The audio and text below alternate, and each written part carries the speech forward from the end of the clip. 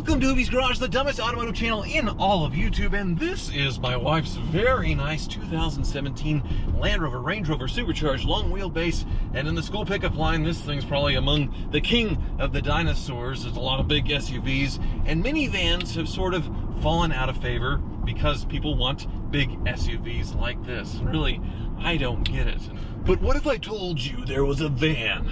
Yes, a van that's just as luxurious in many ways as this Range Rover. It's also interesting to look at. Unlike a lot of minivans, it actually has some performance credentials that car enthusiasts would love, and it costs less than $5,000. You can find them all over the country for less than $5 grand. You'd probably think I'm crazy, and I'm not. Well, I am, but I'm not about this. It actually exists, and it's in my driveway at home. Behold my 2004 Nissan Quest 3.5 SE. And if you look at the Nissan company as a whole, well, it's really in the toilet right now, but it didn't always used to be that way. If you look at their current lineup, it's a really bland, boring, dated group of cars, and their SUVs are similarly boring and dated. And if you look at their entry-level sports car, the 370Z, well, it's going on 12 years old. 12 years old for their sports cars. Now, this wouldn't be totally awful if they were great cars, but they're not very exciting. And even worse, they're sticking to this CVT transmission thing, which is a continuously variable belt-driven transmission that really no car enthusiast likes. And even worse, they don't hold up very well. They're known for widespread failures, but Nissan continues to stick to it. So really an awful lineup of cars. Sales are in deep trouble. And the former CEO of Nissan, right after he was smuggled out in a box from Japan because he was facing jail and corruption charges, he estimated that Nissan would be bankrupt within a few years. So a really bad state for the company right now, but it didn't always used to be this way. They used to build amazing things like this Quest. Yes, in my opinion, as far as non-luxury brands go, Nissan really was at the top of their game in the early and mid-2000s. They were building some of the most interesting and best cars of the time. If you think back, the new Maxima was awesome with that funky sunroof. They had the Sentra, the SER Sentra. SUVs, they had the new Murano came out, which looked like nothing else and sold like crazy.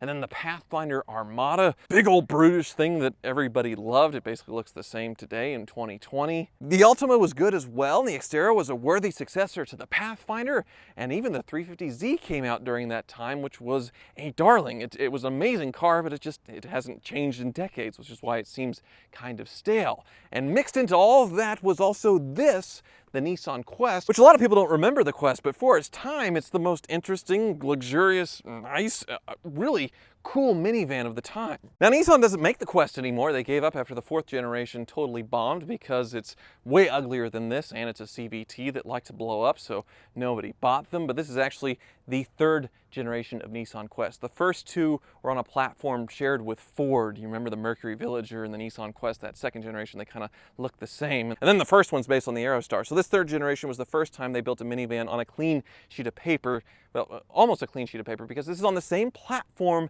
as the Nissan Maxima. And it's powered by the same family of engines that you would get in the 350Z. And it's an extremely luxurious, comfortable, and interesting van. I'll just have to give you a tour.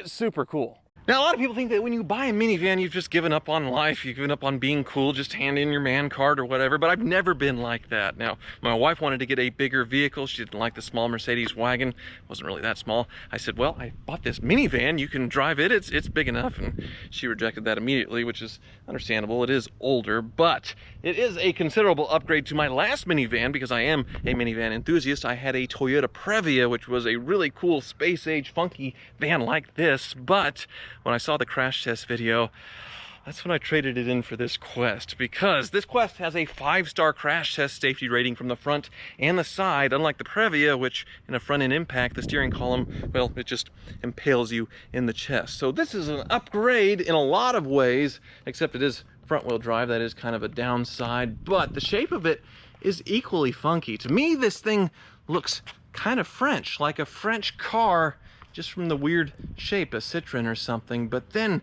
it has fins like a car from the 50s. You see how the body line kind of goes up, and it goes to these tail lights that look like kind of a car from the 50s. The shape is just so weird and different and interesting, and that's what initially drew me to the Quest, but then the more I looked, especially inside, well, the more I liked.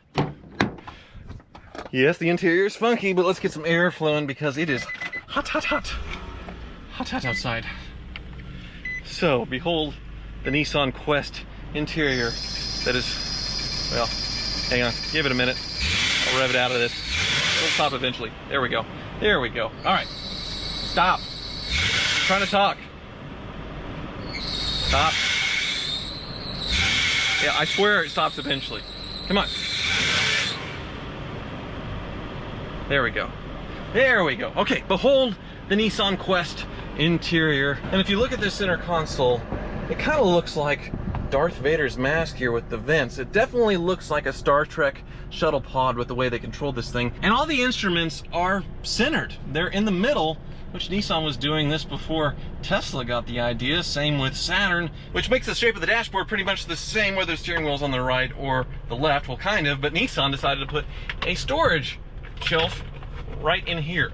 There's a lot of storage in the Nissan. This is just the tip of the iceberg. But one thing that makes the Quest more luxurious than a Range Rover is this seat. You can see it is a soft, padded leather seat, the kind of seats that you don't get anymore in luxury cars, and this was in a Nissan Quest in 2004. Look at this pleating and look at the pattern on it. It's almost kind of an ostrich looking thing, but just so much cushion. It is extremely comfortable. You also have a Bose stereo, some imitation suede in the door panel here, and more storage. 2 cup holders, more storage. Anywhere they could put a little storage cubby, they put a storage cubby. Just because. I should also mention these really comfy seats are also electrically adjustable. The pedals are electric and move back and forth. It's heated, it has memory settings, you have trash control, backup sensors, and a backup camera, automatic lights. So this thing is loaded to the gills, and they're easy to find for less than $5,000. You could not get a Honda or a Toyota van with this miles, about 112 or 13,000 miles, in this kind of condition with these kind of options, even used for even close to that, because they hold their value way too well. It's just ridiculously well, unlike this Nissan. And we have more luxury features in the back.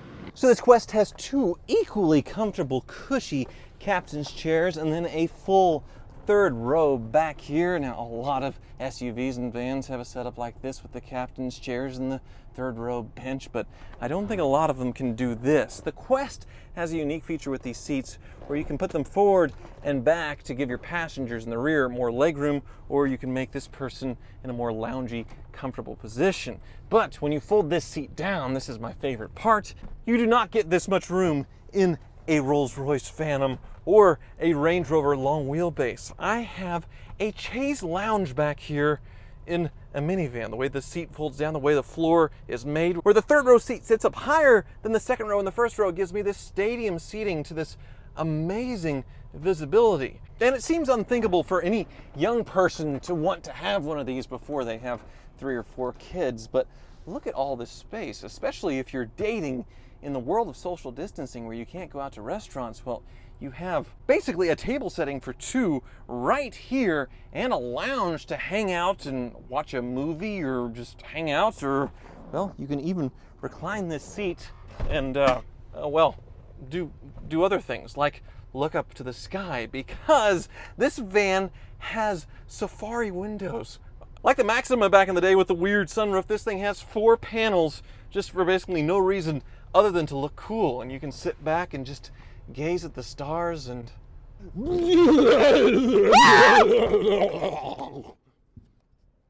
anyway, look at this awesome safari roof. This is definitely the coolest part of the SE Quest, and we have more storage because this car does not have rear entertainment, so you have cubby after cubby after cubby after cubby, and cup holder after cup holder after cup holder, and cup holders galore. In all, 8 cup holders, I think. 2, 4, 6, 8, no, 10 cup holders in this minivan. But the cup holders aren't the only impressive part of this van. Let me remind you again that this is on the Maxima platform. Look how low it is to the ground compared to a Range Rover or a lot of vans and SUVs. And it has that VQ V6 that you find in a lot of the hot Nissans back in the day. One other thing, the doors on a minivan. People freak out with my Phantom that the doors can close itself. but minivans have been doing that for a long time. The Range Rover, the doors can't close themselves. It's one more luxury thing, but let's go for a drive. All right, let's hit it. Go. Takes a minute to wind up, but then it makes a sound that sounds just like a 350Z, except you are in a minivan. Now, this thing is slower than a Honda Odyssey of the day, acceleration-wise, 0 to 60, but it feels faster, and this thing actually handles not bad for a minivan. Really not. That's what blows my mind with this thing. It's definitely not a sports car. It's not agile at all, but it's a lot sharper than what I'm used to in a vehicle of this size that's not oriented to be sporty. This is a minivan, but it's a low-to-the-ground minivan, and it's actually built to take a corner somehow. I don't know. It seems like magic, but also the visibility in here is just unbelievable. This windshield, these side windows, the way the windows get higher as you go further back, there are no blind spots in this thing. It's so nice. It also feels like you are in a Starfleet shuttlecraft. It's space, the final frontier. Here we go again.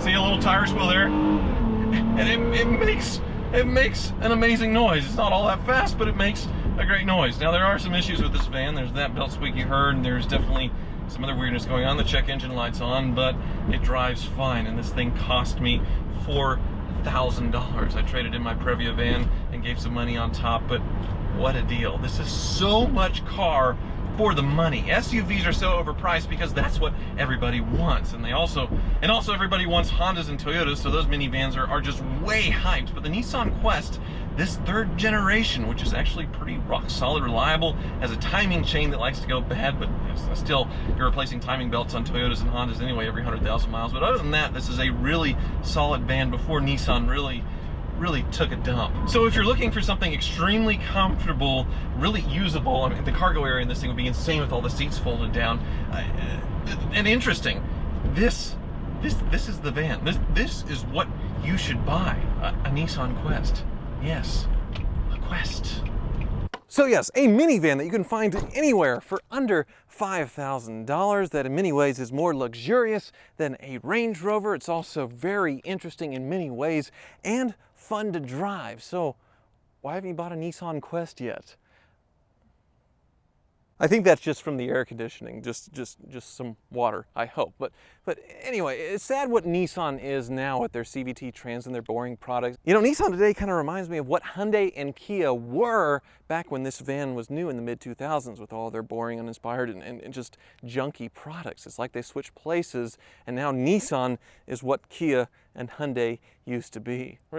Really sad, but at least you can get some good used ones. Thank you for watching.